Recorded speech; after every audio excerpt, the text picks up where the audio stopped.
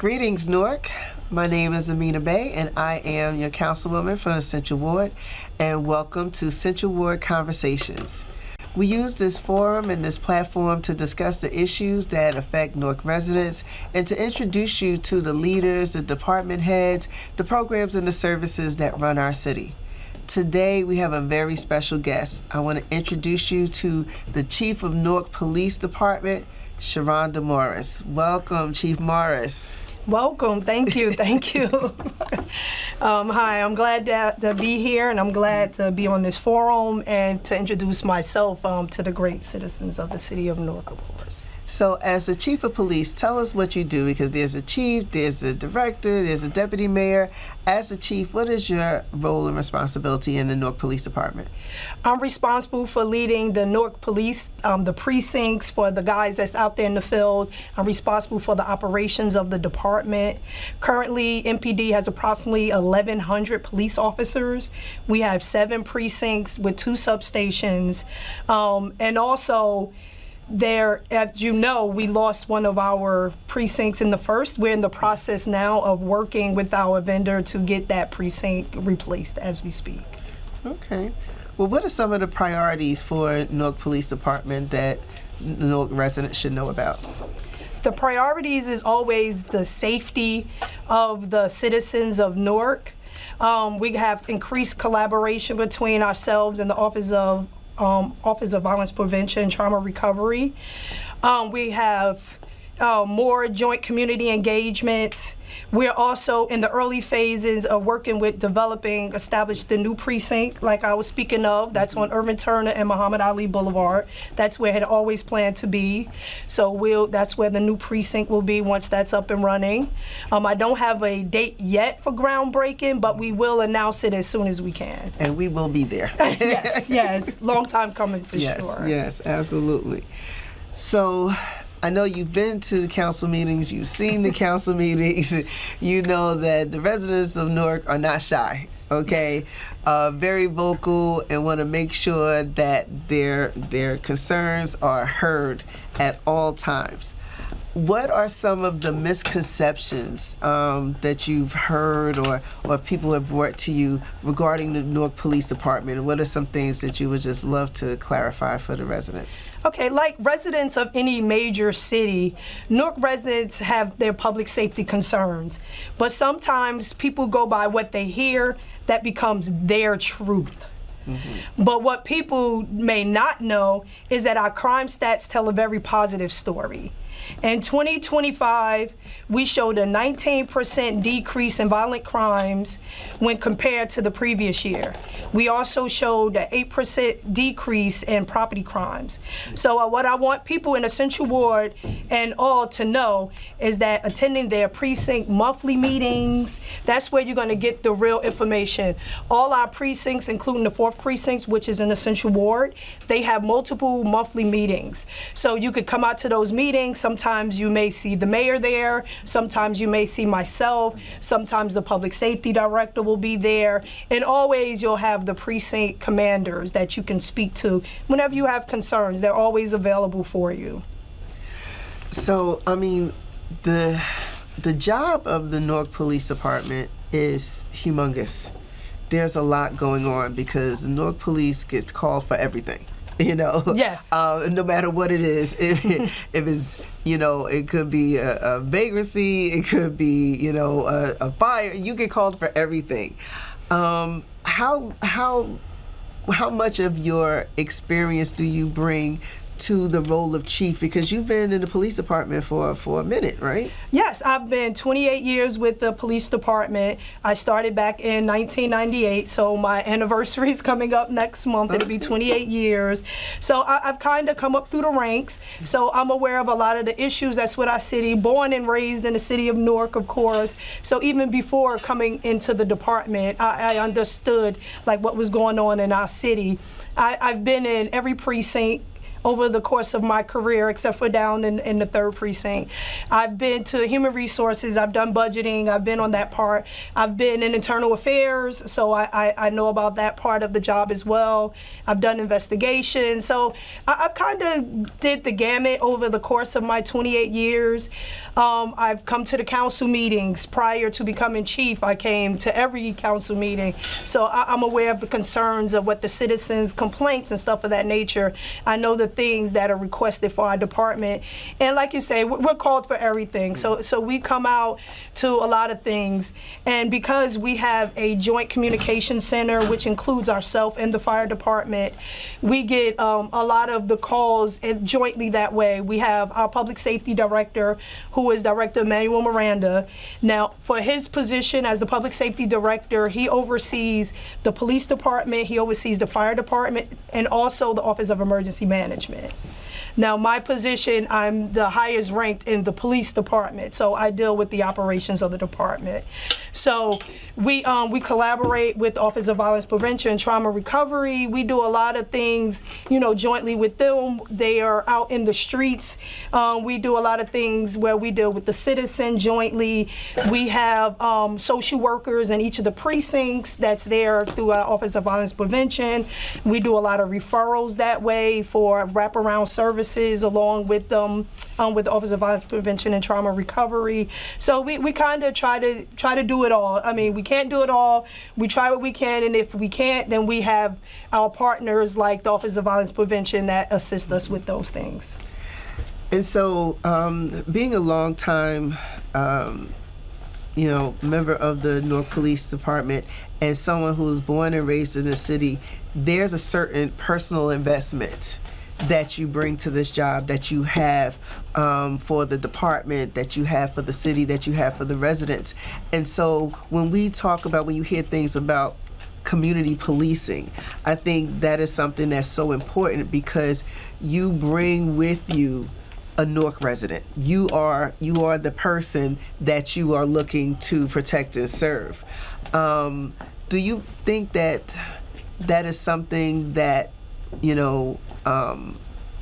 that sometimes people don't understand the connection between the community policing part and the law and order part, or is it one and the same?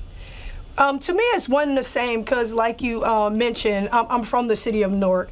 I went here through elementary, of course, high school. I even went to Rutgers in Newark. Okay. So my undergrad is through Rutgers in Newark as well. So I'm invested in the city. My family still lives in the city. So community policing and public safety to me is all one, because just like every other citizen in this city and in the Central Ward, of course, and all the wards, is I want to make sure they're safe. My family lives in the Central Ward.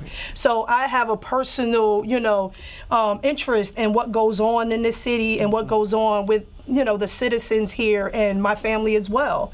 So public safety to me is for everybody. It's for my family, it's for your family, it's for all the families that's here, because when I was growing up in the city, I wanted that comfort, I wanted that community service, I wanted that, public safety and stuff of that nature. So it's definitely personal. And the thing is that because I grew up as a person that was mistrustful of not trusting of the police. And so when I had different family members that joined the Newark Police Department, I was devastated. I was like, oh, no, no, no, no. And what my cousin, what she told me is, she said, if the concern is bad people being on the police, then we need the good people to join in and take care of our community. And it hit me like, yes, that's what it's supposed to be.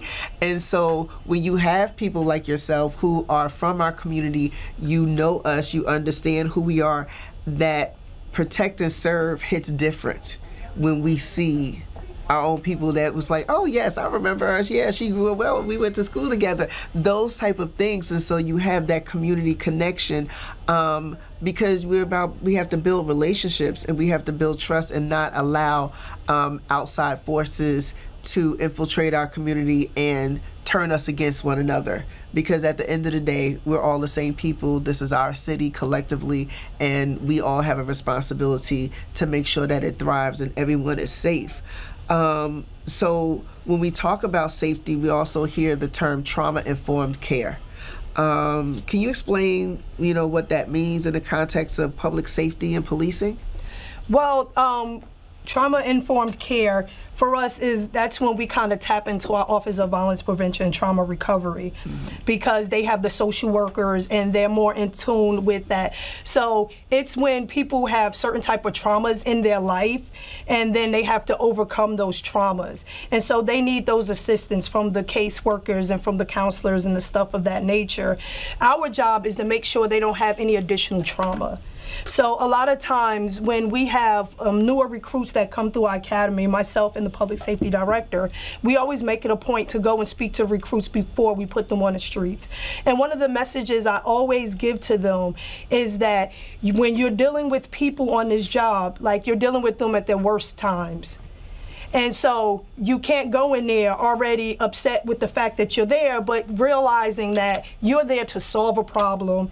You're there to make sure that their day is better when you leave than when you came, and to make sure that they understand that their job is just not about enforcing the law, but kind of righting the wrong that people deal with when they call the police. Because they're not calling us to come to the cookout. Right. When they call us, something's happening. Yes. And so it's our job to make sure that their life's just a little better when we leave than when they come. And that's something that I make sure I speak to our recruits as they're coming through the academy. So, and thank you for that. How can residents engage constructively with public safety leadership and community policing efforts? Well, we have, like I mentioned before, we have our monthly meetings at all the precincts. If you have a block association, you can always request us to come out and do your block associations. We have our social media pages. We put a lot of our information out there.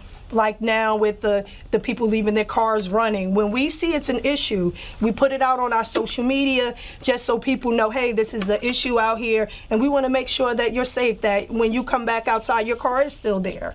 Like, we don't want the extra crime that's going on. We try to quell it where we can, so we like to use those platforms. So if there's anything that you can do as a group, as a society, as a block watch, and you need our information to help give it out to the people in your community, we're always happy to come. We have our community service officers in all the precincts. They go out, they do a lot of community walks in the precincts. We have the captains that go out. They're always available. You can always reach your captain in any of your precincts. Like I said, we have the 7 precincts. They're always available. I know when the Honorable Raz J. Baraka, when he does his meetings and he speaks, he always gives the numbers to the precinct captains and let people know that they could come out and they could call them or they could speak to them. We always make sure that they're available. We always make sure that we're available through our community service officers, through our precincts, through our captains, and also through our website. You could just research the public safety for Newark, and our website is there. You can do complaints on the website, you can do reports on the website, you get information. We put a lot of our stats and stuff out there, so the information's out there, and we're always willing. We actually have our Public Safety Academy workshop that we do. It's twice a year, where you could come through the workshop. Any citizen's allowed to come through, and it kind of takes you through the police department, the fire department, the Office of Emergency Management. You get to see a lot of the things firsthand. You get to go to the range, you get to go to the fire station, you get to see all that stuff up front.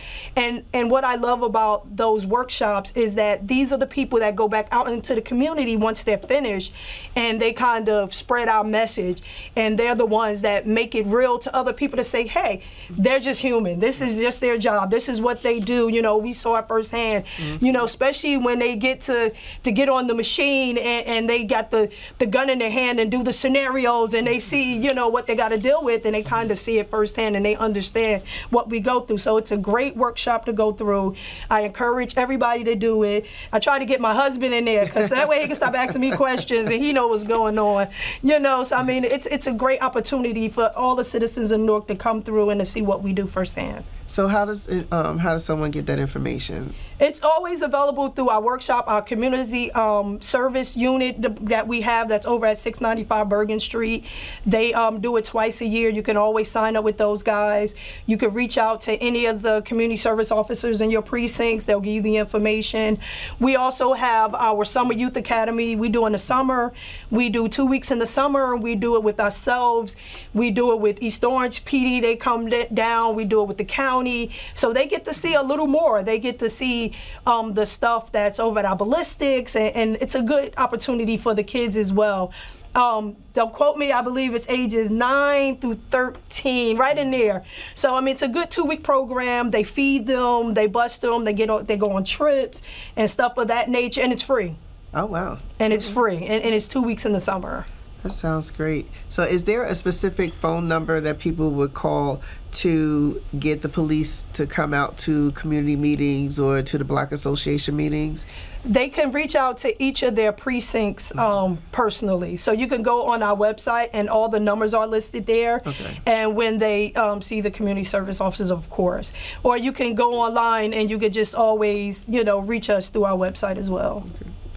So are there any special events or anything that's coming up that you have planned for 2026? I know that there was a program that you did.